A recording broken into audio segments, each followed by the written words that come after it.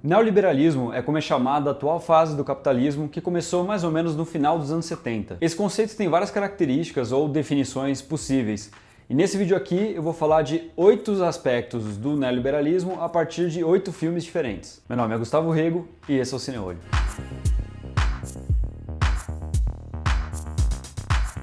Nesse vídeo aqui eu vou falar somente de filmes de ficção. Existem ótimos documentários sobre o neoliberalismo, mas esses eu vou deixar para uma parte 2 desse vídeo. Se você não quiser perder essa parte 2 ou não quiser perder nenhum outro novo vídeo aqui do canal, faz o seguinte, inscreva-se, porque aqui a gente sempre está falando sobre cinema e sociedade e se você gosta desse assunto, eu acho que você vai curtir o canal, beleza? Muito obrigado. Bom, sem mais enrolação, vamos falar então do primeiro filme aqui da lista. Adeus Lenin, filme de 2004, dirigido por Wolfgang Becker. Os 2 meses de alemão que eu fiz serviram para alguma coisa. Uma senhora fanática pelo comunismo que vive na Alemanha Oriental sofre um ataque cardíaco. Enquanto ela está em coma, acontece a queda do Muro de Berlim e o comunismo acaba. Quando ela sai do coma, o filho dela precisa fingir que o comunismo ainda existe no país para a mulher não sofrer uma decepção e ter outro ataque cardíaco. A derrota do comunismo na Guerra Fria é um dos fatores mais importantes para o surgimento do neoliberalismo. Isso não só deu plenos poderes para os Estados Unidos e para as potências capitalistas, como também desmoralizou muito o comunismo. E não só o comunismo, mas qualquer sonho de transformação revolucionária da sociedade. Então o neoliberalismo se caracteriza por ser um momento histórico em que o capitalismo enfrenta pouca resistência, em que muitos acreditam que a história acabou porque não seria possível construir uma alternativa a esse regime. O filme Adeus Lenin fica entre o drama e a comédia, o que me parece uma forma muito adequada de retratar isso. Porque, por um lado, ele mostra tanto o aspecto mais patético dos regimes comunistas que estão ali falindo, quanto do consumismo capitalista sem sentido. Mas, ao mesmo tempo, ele mostra o que tem de triste nesse fim das esperanças por um mundo mais justo, nessa desilusão. Hier muss ich zugeben, dass sich mein Spiel verselbstständigte. Die DDR, die ich für meine Mutter schuf, wurde immer mehr die DDR, die ich mir vielleicht gewünscht hätte. Agora eu vou falar de Lobo de Wall Street, filme de 2013 dirigido por Martin Scorsese. O filme conta a história de Jordan Belfort, um homem que enriqueceu de forma rápida aplicando fraudes no mercado de ações. Ele vive com os amigos numa vida de muito luxo, drogas e prostituição, até que ele começa a ser investigado pela polícia. Esse filme traz o segundo aspecto fundamental para o surgimento do neoliberalismo, a financiarização. Não é fácil explicar o que é financiarização em muitas palavras, o que dirá em poucas, mas eu vou tentar dar alguma noção aqui. Financiarização é quando o capital gera mais valor sem precisar investir diretamente na produção. Então vamos lá, alguns exemplos. Emprestando dinheiro para os estados nacionais, depois cobrando juros e dividendos, etc. Outro exemplo, comprando ações de uma empresa e vivendo dos dividendos dessa empresa ou depois revendendo as ações dessa empresa quando ela se valoriza no mercado financeiro. Uma outra possibilidade é comprando moedas estrangeiras e esperar a flutuação cambial daquela moeda para vender e revender, enfim, e aí com isso conseguir ganhar alguma diferença com essa flutuação cambial. Isso tudo existe desde que existe capitalismo, mas a diferença é que no neoliberalismo isso tudo se intensificou muito. Porque depois da crise de 29, que foi uma crise gerada justamente por causa dessa especulação sem limites, foram criadas várias regras para controlar um pouco essa especulação do mercado financeiro. Mas a partir dos anos 70, várias dessas regras começaram a ser abolidas. Hoje em dia os países do mundo todo parece que ficam concorrendo para ver quem que rebaixa o máximo possível as regras sobre o mercado financeiro. Bom, que consequências isso traz? Em primeiro lugar, crises econômicas, porque o mercado financeiro torna a economia mundial muito mais imprevisível e instável e sujeita a grandes estouros de bolhas especulativas como aconteceu, por exemplo, em 2008. E em segundo lugar, desigualdade. Porque, como eu expliquei antes, financiarização é uma forma de você ganhar dinheiro sem investir diretamente na produção, ou seja, sem produzir mercadorias novas, sem contratar trabalhadores, sem erguer fábricas. Então é uma forma de você gerar muita riqueza de um lado sem gerar empregos no outro lado. Então isso tudo aumenta muito a desigualdade. Muito bem, é nesse aspecto das consequências da financiarização que eu acho que o Lobo de Wall Street é interessante. O filme não se preocupa em explicar direitinho como que funciona a financiarização, ele até faz piada com o fato de que esse é um mercado muito confuso. Mas ele retrata muito bem a irracionalidade desse mercado, a verdadeira orgia que os caras fazem com o dinheiro. É um filme que retrata muito bem os excessos, os exageros de uma das épocas mais desiguais da história. Ainda que o protagonista fez seja ilegal, o filme mostra como é possível enriquecer absurdamente apenas na base da especulação. o que não é muito diferente da forma como, em geral, o mercado financeiro funciona. Enough of this shit'll make you invincible. Able to conquer the world and eviscerate your enemies. And I'm not talking about this. I'm talking about this. Um Dia de Fúria, filme de 1993, dirigido por Joel Schumacher. Um homem de meia idade, desempregado e frustrado, tem um ataque de raiva no trânsito. A partir daí, ele sai espalhando o terror pela cidade por conta de situações normais e irritantes do cotidiano, do tipo a lanchonete que se recusa a vender o café da manhã só porque passou 5 minutos do horário do café da manhã. O neoliberalismo reorganizou a divisão internacional do trabalho. As grandes empresas multinacionais que tinham suas fábricas ali nos países desenvolvidos tiraram suas fábricas de lá e mandaram para outras regiões do mundo, principalmente no leste asiático, onde o valor da força de trabalho é muito mais baixo, ou seja, os trabalhadores ganham menos. Tava quase. Os trabalhadores ganham menos e também têm menos direitos trabalhistas. Além disso, o desemprego aumentou em boa parte dos países do mundo, o que também levou à diminuição dos salários. Sem falar que os trabalhadores perderam muitos dos direitos que tinham antes. Isso tudo criou um ressentimento muito grande entre trabalhadores no mundo todo, mas principalmente dos países desenvolvidos, onde os trabalhadores estavam acostumados com um padrão de vida muito melhor. Só que essa raiva, esse ressentimento, não se converteu num pensamento de esquerda, de raiva contra o regime capitalista, de desejo de acabar com o regime capitalista. Ao contrário, muitos dos trabalhadores foram ganhos por uma narrativa de extrema-direita que coloca a culpa por tudo isso nas costas dos imigrantes. É mais ou menos o discurso que o Trump fez para ganhar as eleições dos Estados Unidos. E o protagonista de Um Dia de Fúria é exatamente esse trabalhador frustrado. E o filme dá um destaque muito interessante para o ambiente decadente por onde o protagonista passa, mostrando que toda a raiva dele tem relação com a estrutura social onde ele está. Com as situações absurdas que ele apresenta, esse filme consegue ser extremamente dramático e engraçado ao mesmo tempo. E essa me parece uma boa forma de retratar o trabalhador branco do país desenvolvido frustrado. Ele é bastante equivocado e um tanto ridículo, mas a situação dele é realmente trágica e ele merece a nossa empatia. I don't want lunch. I want breakfast. Yeah, well, hey, I'm really sorry. Yeah. Well, hey, I'm really sorry too. Robocop, filme de 1987, dirigido por Paul Verhoeven. Um policial é morto em combate e cientistas da empresa que controlam a polícia da cidade o transformam num robô superpoderoso para enfrentar o crime em Detroit. As privatizações são uma das políticas mais conhecidas do neoliberalismo, porque elas reduzem o papel do Estado como promotor de direitos sociais e, além disso, elas permitem comercializar coisas que antes ou estavam nas mãos do Estado ou sequer eram comercializadas anteriormente. No caso aqui do Robocop, eles fazem isso com a segurança pública. Mas essa não é a única alegoria possível a partir do Robocop. O filme também mostra a decadência de Detroit, que era um grande centro industrial nos Estados Unidos e que entrou em decadência, e isso tem tudo a ver com o ponto anterior que a gente falou. Mas principalmente ele trata da necropolítica, ou seja, da política de morte. Porque com o aumento da desigualdade e a redução dos direitos sociais, o conflito social nas grandes cidades aumentou. E para poder manter o grau de exploração elevado, as elites precisam manter as populações mais pobres num estado de constante ameaça. E o Robocop consegue unir esses três aspectos num único filme, mostrando como tudo isso está relacionado. Detroit está em decadência, a miséria aumenta. Uma empresa compra a polícia e não apenas oprime a população, como lucra com isso. E o filme propõe essas reflexões que são super importantes num filme muito divertido, cheio de ação e às vezes até engraçado. Ele até insere umas propagandas que passariam na televisão desse universo fictício, o que é uma forma do filme mostrar como o consumismo também tem relação com esse contexto todo.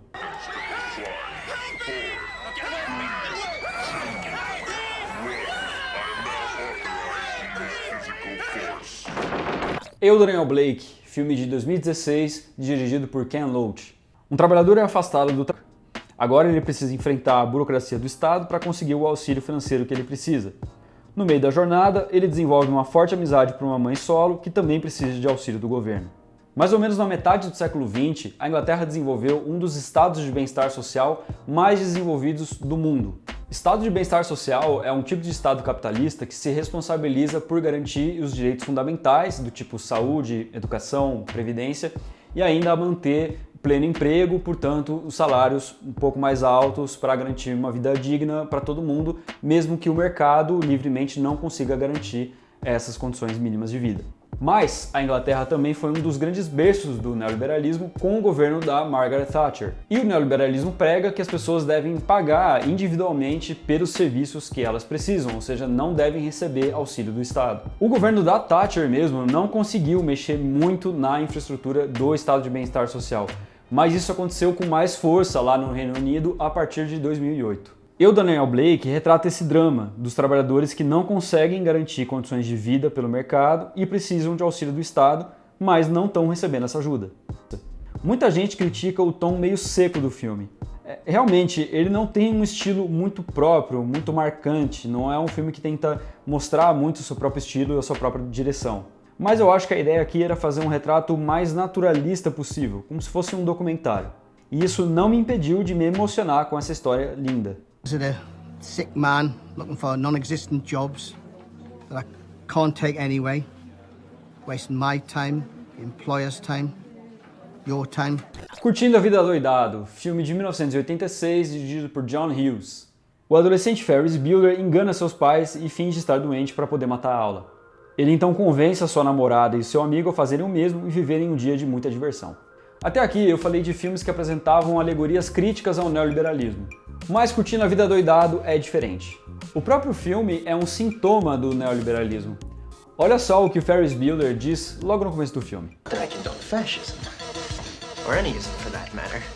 Isms, in my opinion, are not good. A person should not believe in an ism, he should believe in himself. Lembra que eu comecei esse vídeo falando sobre a derrota do comunismo? O Ferris Bueller incorpora perfeitamente essa ideologia do fim da história. Ele não tá nem aí para política ou para questões sociais. Ele também não tá nem aí para o passado, porque ele também não tem lá grandes esperanças em relação ao futuro. Ele está preocupado apenas consigo mesmo e com o prazer imediato, momentâneo. Para ele, só existe um momento presente. E ele quer viver esse momento presente se entregando aos prazeres que o consumo proporciona. Isso quer dizer que é um filme ruim? Não, muito pelo contrário. É exatamente para poder transmitir essa mensagem que ele precisa ser um filme extremamente alegre, divertido, engraçado. Ele é tão descontraído quanto você tomar uma Coca-Cola sem se importar muito com a quantidade enorme de açúcar que tem naquele refrigerante. E é curioso que nos anos 60 a juventude tenha liberado toda a sua rebeldia e feito parte de um movimento revolucionário muito importante que questionava o status quo. Mas, nos anos 90, essa rebeldia da juventude se converte num puro prazer hedonista consumista. I do have a test today. That wasn't bullshit. It's on European socialism. I mean, really, what's the point? They could be fascist anarchists. It still wouldn't change the fact that I don't own a car. Próximo. Esses jovens de hoje em dia. O Hospedeiro, filme de 2006, dirigido por Bong Joon-ho, o mesmo diretor de Parasita. Um monstro aterrorizante surge no Rio Han porque uma empresa descartou lixo tóxico nesse rio. O filme então conta a história de uma família tentando sobreviver a esse desastre. O geógrafo David Harvey explica o neoliberalismo como sendo uma época histórica em que a balança da luta de classes pende mais para o lado da burguesia. Ou seja, que depois de uma relativa derrota ali no século XX, causado pelas revoluções socialistas, pelas guerras, pelas crises, a burguesia teria conseguido retomar o poder plenamente mais ou menos ali no final dos anos 70. Isso significa que a gente vive numa época em que o capital e os capitalistas, as grandes empresas, os empresários, têm poucos freios legais, políticos ou morais. E uma das consequências disso é a destruição do meio ambiente. Porque as empresas visam principalmente, eu diria até que exclusivamente, o lucro. Então, se o Estado, as instituições não criarem um freio forte o suficiente para impedir a ação dessas empresas, a tendência é que elas destruam o meio ambiente se isso for mais interessante para os negócios delas. A consequência disso são os desastres ambientais, como aconteceu aqui no Brasil, em Brumadinho, Mariana, ou então os incêndios na Amazônia, no Pantanal, ou mesmo o aquecimento global de forma geral. O Hospedeiro retrata isso de uma forma alegórica, mas muito direta. E a história é contada da perspectiva de uma família humilde, mostrando que quem mais sofre com esse tipo de desastre são os mais pobres. Como eu falei, esse filme é do mesmo diretor de Parasita, um cara que mistura muito bem vários gêneros juntos, ao mesmo tempo num único filme. Ainda que o Hospedeiro não seja tão bom quanto Parasita, ele faz isso aqui também. Esse é um ótimo filme de terror, de ação, de drama e até de comédia em alguns momentos. Tudo isso ao mesmo tempo. Essa complexidade de sensações que o filme causa ajuda a gente a sentir o problema que ele aborda de uma forma também bem completa e bem complexa.